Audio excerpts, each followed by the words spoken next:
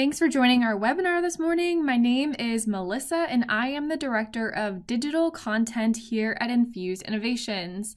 Today we have the amazing Sarah Benhamron with us from Microsoft's. She's the Technical Strategist for Sustainability for the U.S. Partner Ecosystem. All of us here at Infused Innovations are so excited to have you here. Hey, thank you so much for having me, Melissa. It's a pleasure to be here with Infused team. Yeah, of course. So let's get into it. Today we wanted to talk all about Microsoft's AI for Earth program. So first, can you talk to us a little bit about what this is and with what intentions it was created? Sure. With everything that's been happening this past year, I think it's an understatement to say that as a society we have this huge challenge of mitigating and adapting to the changing climates and ensuring that there's resilient water supply and a sustainably feeding a population that's rapidly growing, right, to like 10 billion people. All of that while, trying to fight a loss of biodiversity. So these challenges have, in turn, mobilized unprecedented global efforts from national, international organizations, individuals as well, that are trying to solve these problems. But the issue is that these problems are exceptionally complex, and they required an integration of information across a big range of domains, data platforms, and analytical systems. So those solutions are difficult to find, partially because when it comes to our understanding of the natural world, we're flying blind. We really lack information to understand what we need to do to steer society on a more sustainable path. So one of the major tools at our disposals to fix that is artificial intelligence, and that it can help us map a better future because it gives us the ability to monitor, model, and ultimately manage the planet's natural resources. However, to create that at the scale that's needed, it's a major challenge because of access to training on AI and the tools themselves. It's not a common skill set out there, right? So that's precisely why AI for Earth was developed, to help democratize access to AI tools and increase the level of expertise in the environmental sector. And it's really just building on Microsoft's broader commitment to sustainability. And at the end of the day, it's about leveraging cloud technologies and artificial intelligence to help solve some of those global environmental challenges. Wow, awesome. Thank you for explaining that for us, Sarah. Can you sort of like dive a little bit deeper and tell us, how is the AI for Earth program achieved? So can you kind of walk us through what it would look like? Mm-hmm. Yeah, of course. To put it simply, again, as its core mission, it wants to empower individuals, organizations to create innovations at the intersection of environmental science and computer science. And it does that through three main ways. The first is by providing cloud and technologies through grants. The second is accelerating innovation through research and strategic partnerships. And the third is by developing open source tools, models, infrastructure, data, and even APIs that accelerate the technical development for those environmental solutions.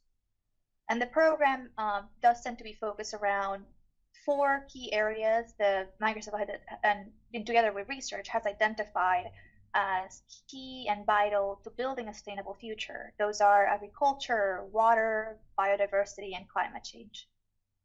Okay, cool. So now that we know a little bit about what AI for Earth is about, is this program built for just any company? So what industries are we seeing organizations generally taking advantage of this program, AI for Earth? Yeah, it's built for anyone. Individuals affiliated with academic institutions, nonprofit organizations, environmental startups, or even just any company that just has a project, a new innovative project around environmental and sustainability, they also can apply. So there are no restrictions on who can apply. And then if you visit our AI for Earth website, you can see our listed partners as well as the program grantees right now. So you'll see a mix of NGOs or small companies who we've either supported through a specific project or through adoption of cloud to accelerate and scale their solution. And you can see which projects specifically got grants versus which ones were strategic partnership with Microsoft. Okay, that's good to know, Sarah. So are there opportunities for companies to receive grants in order to participate in this program? Yes, there's a couple ways. So on occasion, the program offers special grants partnering with other organizations. Those are typically requests for proposals where anyone, again, can submit a proposal.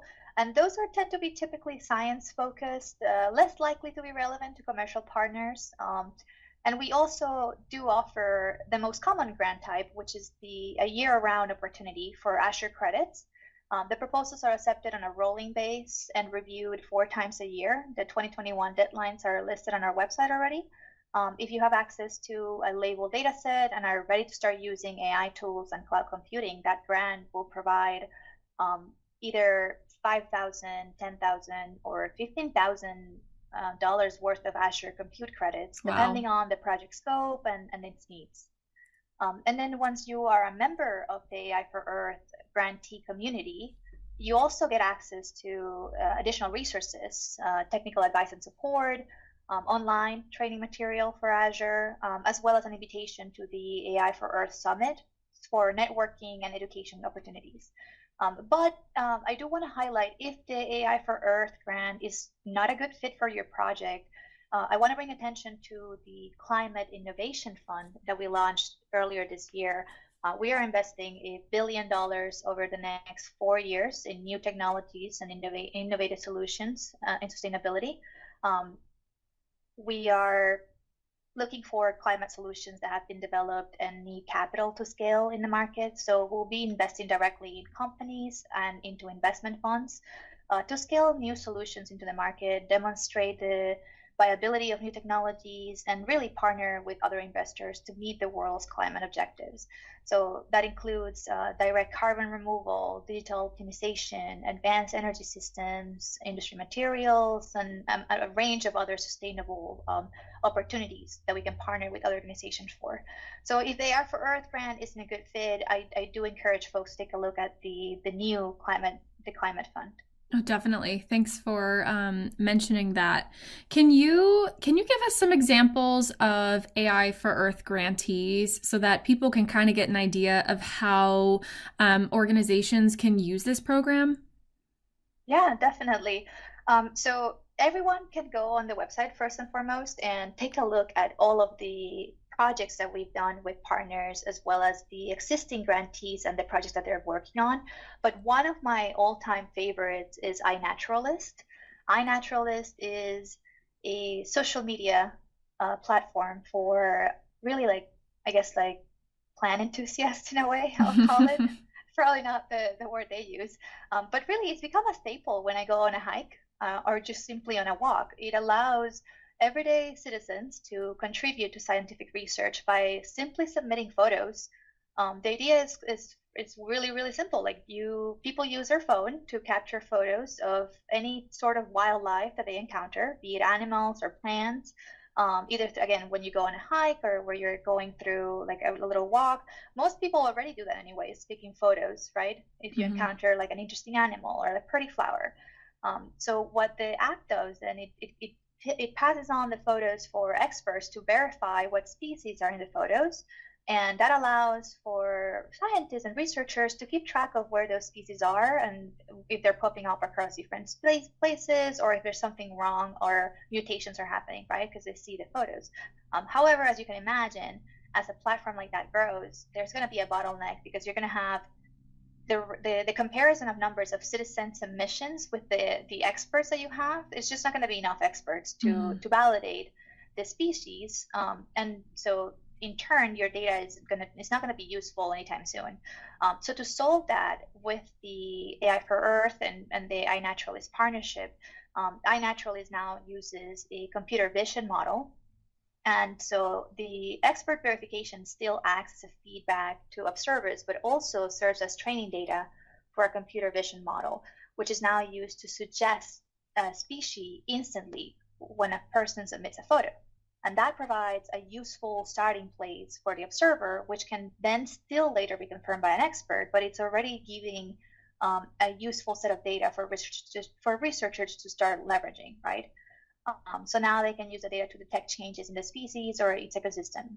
And again, it's a Microsoft Cloud-based and AI-empowered Inaturalist platform that now allows every user to collect scientifically useful data on the biodiversity around them.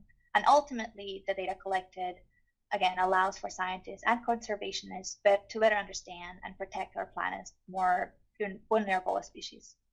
Yeah, wow, that is fascinating. I love that. And I'm going to have to download that app now. Yeah, it's in the App Store. I love it. Very cool. Thank you for sharing that with us. Do you have any other real life applications on how companies can make their businesses run more efficiently and or sustainably? Yeah, I think that there's a few, but I think Microsoft itself is a good example of it. We are going through our own journey to power our entire operations, including our data centers, by 100% renewable energy by 2025, be fully carbon negative by 2030, and remove all the carbon that the company has directly emitted since its founding by 2050. So those are big, big bets and statements that we've committed to from January. And we actually are providing a lot of transparency into like our journey. So if you just looked at on our website on the sustainability and Microsoft page, you'll see how we're tackling this, what the approach we've decided on, some of the partners that are helping us do this. But also we've made tools and white papers and research available for others to start joining us and following a similar journey, learn from our mistakes, leverage the tools that we've designed. And one of the first steps an organization can start with is understanding what their carbon footprint is. What are the type of emissions that your organization produces, and start with the ones that have the biggest impact. And to help you on that, you can actually today get an early access to the Microsoft Sustainability Calculator, which is a tool that we're building to help you understand your footprint. So, and is that a free tool? Yes. Very cool. Any Azure or Dynamics 365 customer can visualize the carbon emissions that are emitted through their cloud footprint. It also estimates the emission savings that are result from your use of Azure and Microsoft purchasing renewable energy. So that's something anybody can get started on today. Also, if you are an existing Microsoft customer or a partner, if you bring up your interest in sustainability to your account team or your partner developer manager or partner technical strategist, your partner, then we would love to have that conversation with you and really help you through your own sustainability journey. Wow, I'm loving the transparency that Microsoft has through this whole process. I can imagine it's not easy. And I love that they're willing to put their mistakes on the forefront and say, hey, you could do better as well and learn from our mistakes. Yeah. I think it's great. If an organization is interested in taking advantage of AI for Earth or some other sustainability tools and programs, can you tell us how they should go about that? Or how might someone bring up this idea of the program to their director or their boss or anyone above them? Yeah. So for AI for Earth specifically, all you have to do is submit your application online on the AI for Earth website. We have detailed instructions on how to create your proposal, as well as submission deadlines and other relevant information on the site. We do recommend that the main applicant has a background in environmental science or technology, and that at least one member of the team has the technical skills to complete the project successfully, or to report to the project. But you can get started today, no matter where you are on your sustainability journey as a whole. Again, like Microsoft has solutions, tools, and resources to help you through your progress. And if you visit the Microsoft Sustainability website, you'll find detailed descriptions on our own journey at Microsoft, those white papers that I mentioned, that can help accelerate the journey for others. And again, I will add and I will emphasize, if you're a partner or customer, or if you're interested in becoming a partner or a customer, then reach out either again to your existing account teams or sign up as a new partner or customer. And we would love to have the sustainability conversations. I myself can't wait to engage with more of our partners to bring sustainability solutions to market, and really excited to have that role as my day-to-day job now.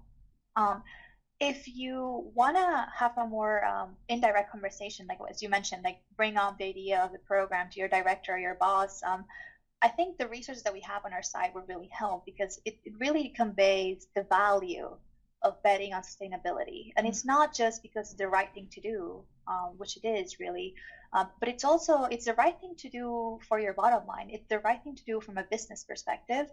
And we gone through the effort of really providing the research on that, like how much, if you leverage our Azure CTO calculator, that'll show you not just how much you can save by moving to the cloud, for example.